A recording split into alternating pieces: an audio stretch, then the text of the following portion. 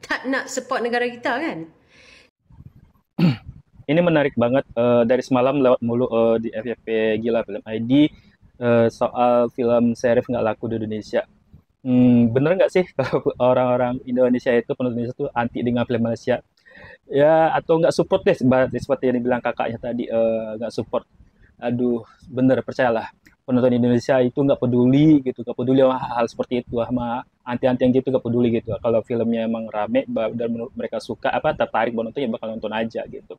Nah, soal terlepas dari film Malaysia yang emang jarang tayang di Indonesia, ya mungkin ini pendapat opini saya sendiri ya, lebih ke kedekatan kultur aja kali ya. Ya, kita Indonesia sama Malaysia ya kulturnya hampir nggak beda jauh deh gitu. Nah, masalahnya di Indonesia adalah di seminggu aja ada 3 sampai 4 film baru Indonesia. Dan semuanya bermacam genre, film, jenis dan sebagainya. Dan belum tentu keempat film itu rame bakal ditonton orang gitu. Belum tentu gitu. Mungkin dalam sebulan aja yang film bisa tembusan juta penonton, 1 atau 2 film. Itu kalau beruntung banget ya, paling-palingan ratus ribuan gitu.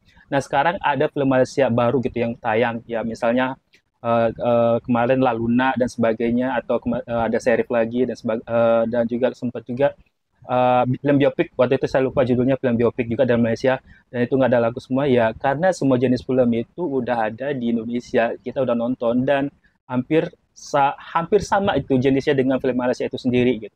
Nah, sekarang masalah serifnya, ini kan action gitu, Indonesia jarang action, nah jangan sedih gitu, film action yang dibikin Indonesia pun nggak laku-laku gitu, nggak laku. Terakhir film Boni itu, ya paling beberapa, nggak nyampe 50 ribu orang lo nonton. Kayaknya 10 ribuan kayaknya juga nggak nyampe.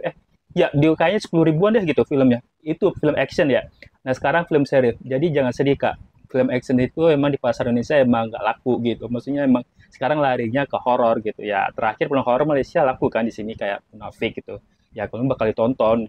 Ya kita bandingin deh, oke, kita ambil patokan di luar film Indonesia, itu Asia aja, kita ke samping Hollywood ya, itu aja Thailand yang baru baru film tembusnya 1 juta penonton baru tahun ini, itu baru yang How to Make Millions di Bangladesh, dan Korea juga baru kemarin tembusan juta penontonnya, itu Exuma.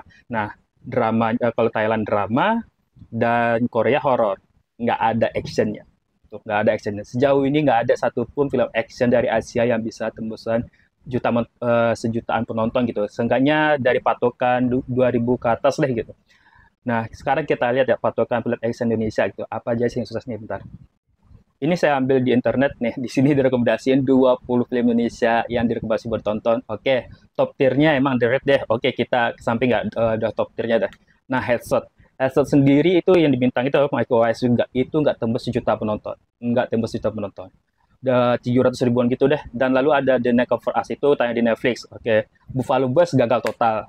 Wiro Sableng, walaupun tembus 1 juta penonton, itu termasuk gagal karena sampai sekarang nggak ada sequelnya. Karena memang belum balik modal gitu film yang pertamanya.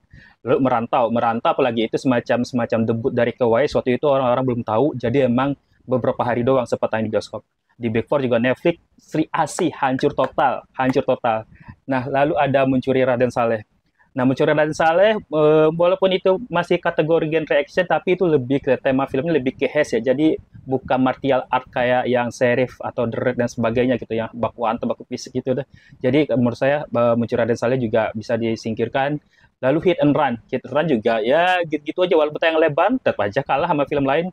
Satria Gatot Kaca, perlu saya sebutkan gimana gagal totalnya film ini di pasar Indonesia. Merah Putih, itu film, oke, itu film patriotik, jadi masih lumayan lah gitu. Pendekar Tongkat Emas, gagal total. Lalu Alif Lamin, ini bagus banget, film bagus banget, satu-satunya film Anjing Bara yang bagus, yang paling bener, dan itu juga gagal total di pasar Indonesia.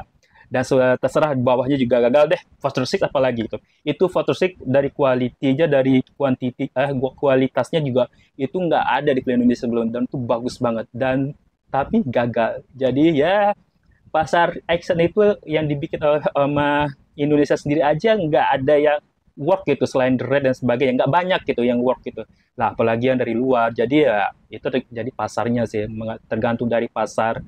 Di Indonesianya emang penonton Indonesia itu nggak terlalu demen dengan action, mereka lebih suka horor gitu. Sebosan-bosannya kita mau horor, tapi horor itu masih laku. Nomor 2 baru drama ya gitu deh.